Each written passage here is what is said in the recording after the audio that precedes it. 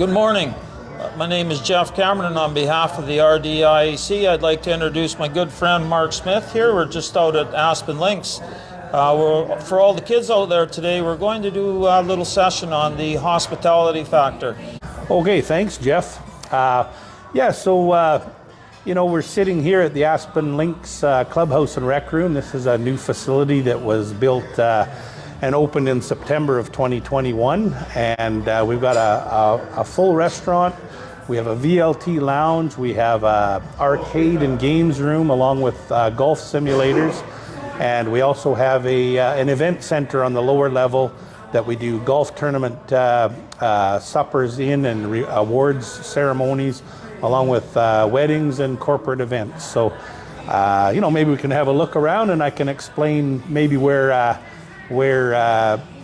kids that are looking to get into this industry, where, maybe there might be some job opportunities or even career opportunities.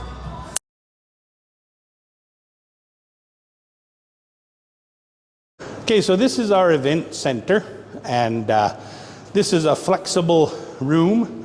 As you can see, Amanda's working very hard to get ready for our next event.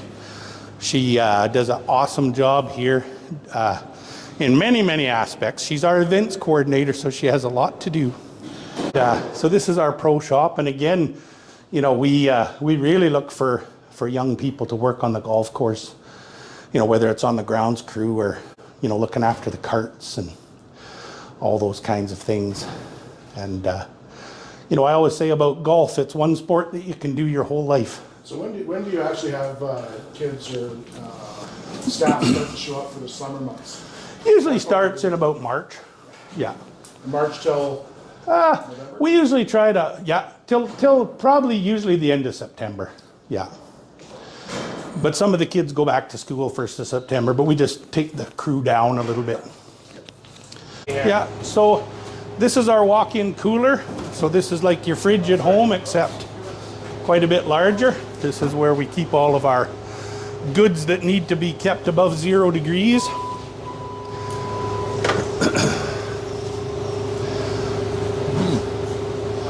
It's all organized so that we can keep a close eye on our inventories. That in itself is a fairly intense job, because you guys all know the price of groceries these days. And then this is our walk-in freezer. So you can see it's got quite a bit of items in there. We do a lot of food service here at Aspen Links, so we need to be stocked accordingly. And this area here is just our main prep area. So everything's prepped out in this area for to take to the line, and then the line in turn produces it for the waitresses and the wait staff, and then it goes out to the tables. It's kind of an assembly line, a kitchen. So there's our server station here is where the plates come up. There's heat lamps that keep the plates nice and warm for the customer. We have all touch screen menus. When the order comes in, it just comes up on the screen, and then the chefs and the cooks know exactly what to do. You want to expedite the food quickly. So this is the line where the servers receive the food from the line, and then back there, that's where all the ovens and the charbroilers, deep fryers, and everything along that. So, if any people are interested in getting into the culinaries, this is probably what a kitchen would look like if you're interested in getting into that. Back here is our everything's automated. This is all of our Pepsi. Comes in bibs and boxes. It's pressured with gas, and it just goes automatically out to the bar. And then this is the arcade room that holds all of the kegs and all of the other beverages that we serve in here. So this area here is our main POS station. server station. This is where all the waitresses and the bartenders and everyone come to get their put their orders in and you know, gather their utensils and all of the things they require to serve the customer well. And so this is a very important section of the operations. So this is our arcade and games room. I know that these games are a little more modern than the ones we used to play in the Melita bar, the Pac-Man in 1982, but Yes. if you go over and see the big Pac-Man there, it's a big screens, but it's the same, basically the same game. Through here is our virtual golf.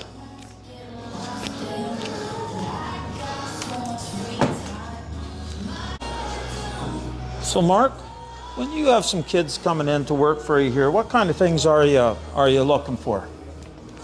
Well, in here especially, it's, you know, we serve full meals. We do, companies really like this area. They'll lease all the simulators for their company and have a corporate event and play the golf simulators. The simulators have other games on them too. Kids, they got a zombie dodgeball, and you can throw a football at the screen. There's a whole bunch of different things on it. But as far as kids coming in here, it's basically just more service, like the rest of the place. What's one of the biggest attributes that a student needs for the service industry, would you say? Well, I always say when you interview somebody for hospitality, you look for the H gene. And I always say that that's the hospitality gene.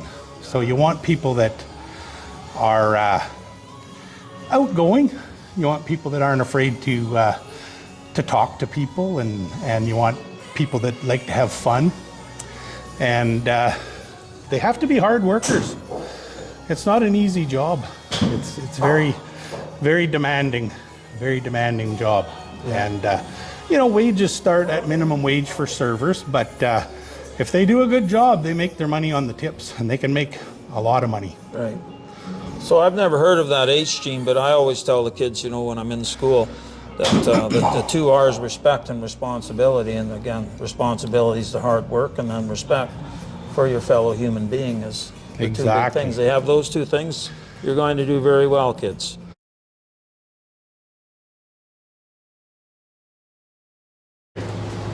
So in this industry, there's a lot of opportunity for young people to work. I call it a stepping stone job that'll get you from, you know, sort of when you don't know what you want to do, or maybe you want to make this a career. But, you know, a lot of people put themselves through university working in this industry. So Mark, we're out here at Aspen Links, and, you know, you have a wide variety of things that people could do, that young kids that are going to school, or even high school kids that are just looking for a job. If they want to work outside, they can cut grass or do various things. We actually look for, we start them, we call them cart kids.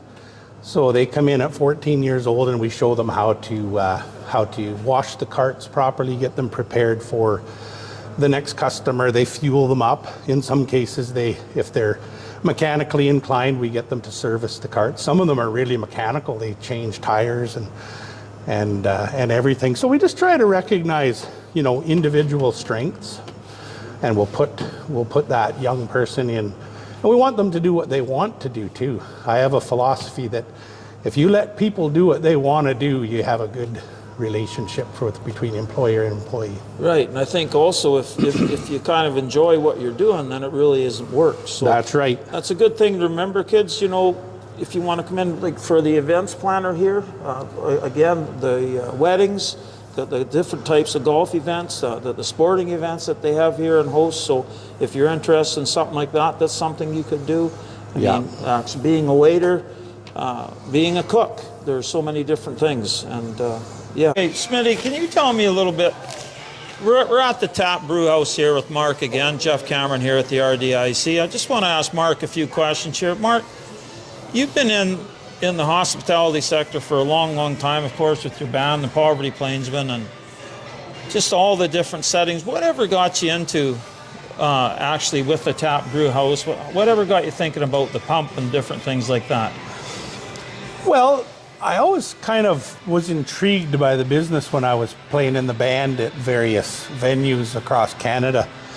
And I would see operations that were run very well, and then I'd see operations that weren't run so well. And I always seemed to end up talking to the owner of that establishment and picking his brain about how he, about the business and everything. And I learned a lot from some of the old bar owners and venue owners that we played for. And we had an opportunity to purchase the Pump Roadhouse way back when in about 1997. And I felt that, you could make a living at music for a while, but I kind of got into this to sort of have a secondary livelihood or income. So we had the Pump Roadhouse in 1997. We had an opportunity to buy this land, so we built this establishment in the early 2000s, and we opened in 2003. So I came from an entertainment standpoint, but I was always very interested in the restaurant and bar business as well. Mark, for all the high school kids out there that may watch this, or anybody in general, what would you say are there many risks? Of course, there's risks and everything. And what are some of the risks, perhaps? And of course, there are rewards. What would you tell the kids? Well, definitely risk and reward. This is considered a very high risk business. I know they've always said, for any business, the key component is location, location, location, and that is very important. But I don't agree with that 100%. I say people, people, people, and you're only as good as your staff. It's, those two components are so important that if you have an opportunity to get in the right location with the right partners or people that are going to help you, then you got a pretty good chance at success. But if you get into the wrong location with the wrong people, you can fail pretty quickly in this business. Smitty, I think you're pretty much an area you've always had a big heart, and I don't know how many kids you've employed through the years, but I'm sure it's a couple thousand. Or yeah, Wendy and I were sort of trying to figure that out here the other day, and we figure it's probably in excess of 2,500 to 3,000 people that have come and gone, and that we've employed over the past 30 years. So it's have you had some stay with you right through for a lot of years? We have a few that have been 20 years plus. We have a few, like I said, it's generally, we have university students and young people come in, work when they're just out of high school, 19 years of age, and they'll work 3 or 4 years. Some of them stay on after they become a teacher or a dental hygienist. We've got lots of professionals that just like to come out and serve for a night or two, and that's their night out, but they, instead of spending money, they make money. Right, to get out and see some people and communicate. And I would suppose tips are a big thing nowadays too. Oh yeah, they make good. People are very generous, I find, with tips. You don't very often see people that don't tip well. Mm-hmm. So do you think of kids there, do you think like a business course would help, or do you think you just have to have that mindset to get into something like this? One thing that I had to learn the hard way was the business side of things, and I often wish that I would have taken a business course prior to getting into it. I don't think it's necessary, but I think if young people nowadays want to do it as a business, I would advise them to try and take, some sort of know the business side of things, know how a corporation work, know the laws of the business. There's a lot of laws. There's a lot of responsibility in this business with care and control of consumption of liquor. Every server now has to pass a serve it right course, so they have to have that certificate, and we have to file that on file. We have to keep that on file in case an inspector wants to look at that. And the regulations have gotten a lot stricter in the last 10 years. So getting into this business, you want to know the ins and outs of the rules, and if you're going to do it as a business, by all means, take a business course. Yeah, absolutely. I think we have it pretty much covered, Mark, as far as the service industry and hospitality goes, for the kids, you know, they're sitting out there in high school, and I think a couple of key points here is it's such a nice springboard when you come to university. The cost of school is very much I don't think you're probably always looking for people to work, correct? Well, you know, we have a lot of, it's kind of a revolving door. Like, you know, young kids, they might be able to only work for, you know, 3 or 4 months, and then they're moving on to the next thing. So we ask people to bring in resumes all the time, and so it's you're generally hiring on a regular basis, but you know, but it's usually when people come and work, they find out very quickly if they like it or not, and if they like it, then you know they get hooked on it. They really enjoy the industry. Right. Young entrepreneurs out there that have some ideas on their own, what would you tell them? The cost of everything seems to be so much. What about going in partnerships with someone else, or how do you go about doing something like that, just to give the kids some insight? I think if you're really interested in getting into this business as a young person, hook your wagon to an old horse like me. You know, like people that are maybe wanting to slow down, or you know, that maybe want to sell their business to someone that they believe in, and maybe you could do a sort of a vendor finance where the older partner could slowly sell out to the younger partner if that's something like they want to do. It's pretty hard to just decide to get into this business and do it from a financial because it's very expensive. So that's what I would suggest, is try to get in with an established company and work your way up. Yeah, well, excellent advice. So, yeah. Well, on behalf of the RDIC, Mark, we'd just like to thank you so much for showing us around your places, and you certainly are an inspiration for, you know, everyone out there, and you know, all the kids that might be watching this. And you've done so many good things for so many people, and you've certainly supplied a lot of hospitality and a lot of laughs to a lot of people across Canada. That is for sure. Well, and I think that's the funnest part of it. Yeah. Well, thank you very much, sir. Thanks, Jeff. All right. Take care.